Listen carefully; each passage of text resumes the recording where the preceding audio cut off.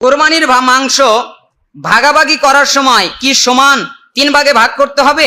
জি, সমান 3 ভাগে বন্টন করতে হবে। 1 ভাগ নিজের জন্য, আরেক ভাগ আত্মীয় স্বজনের জন্য, আরেক ভাগ গরিব মিসকিন অসহায়দের জন্য। কোরবানির পশু জবাই করার স্থানে ধূপ আগরবাতি জ্বালানো যাবে কি না? জি না, কোরবানির পশু জবাই করার স্থানে ওই জায়গায় ধূপ জ্বালানো যাবে না, আগরবাতি জ্বালানো যাবে না, বাতি দেওয়া যাবে না, লাইট দেওয়া যাবে না, আলো করা যাবে না, তারপরে জাঁকজমক করা যাবে না, তারপরে বাউন্ডারি করা যাবে না, তারপরে আরো কত কিছু করা যায়, এগুলো করা যাবে না। কেন? এইগুলো সবকিছু হচ্ছে কুসংস্কার, যেইগুলোর বৈধতা দেওয়া হয়নি। অতএব এইগুলো থেকে বিরত থাকবেন।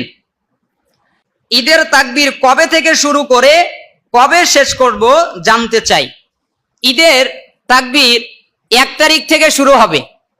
আল্লাহু আকবার, আল্লাহু আকবার, লা ইলাহা ইল্লাল্লাহ, আল্লাহু আকবার, আল্লাহু আকবার, ওয়ালিল্লাহিল হামদ। 1 তারিখ থেকে শুরু হবে। কখন? তাহলে সালাতের পরে, উঠা বসায়, বাজারে, সব সময়। কারণ রাসূলুল্লাহ সাল্লাল্লাহু আলাইহি ওয়াসাল্লাম বলেছেন, কেউ যদি একটা মৃত সুন্নাতকে জীবিত করে তাহলে তোমাদের 50 জন শহীদের সওয়াব সে পাবে। তার মানে আপনি যদি মৃত, এই সুন্নাতটা মৃত মরে গেছে না, এখন তো সমাজে পাওয়া যায় না, ওই প্রথম 10 দিন তাকবীরের 2টা পদ্ধতি। একটা হচ্ছে নির্দিষ্ট তাকবীর, আর একটা হচ্ছে সাধারণ তাকবীর। সাধারণ তাকবীর হচ্ছে 1 তারিখ থেকে নিয়ে আপনি 13 তারিখ পর্যন্ত আপনি জিলহজের প্রথম 10 দিন বেশি বেশি তাকবীর পড়বেন, এটা হচ্ছে সাধারণ তাকবীর। আর নির্দিষ্ট তাকবীর হচ্ছে আরাফার দিন থেকে নিয়ে, অর্থাৎ যেদিন আরাফা, আমরা বলতে পারি 9 জিলহজ মাসের 9 তারিখ থেকে নিয়ে ফজরের সালাতের পর থেকে নিয়ে 13 জিলহজ পর্যন্ত, আসরের সালাত পর্যন্ত।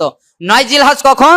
ফজর থেকে নিয়ে 13 জিলহজ আসর পর্যন্ত প্রত্যেক সালাতের পরে জোরে সরবে আল্লাহু আকবার, আল্লাহু আকবার, লা ইলাহা ইল্লাল্লাহ, আল্লাহু আকবার, আল্লাহু আকবার, ওয়ালিল্লাহিল হামদ, এটা একবার পড়া সুন্নাত।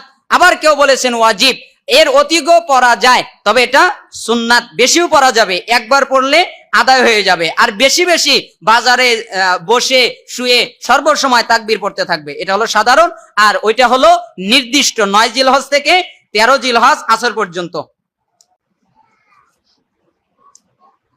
জিলহজ মাসে সিয়াম রাখার কোনো ফজিলত আছে কি?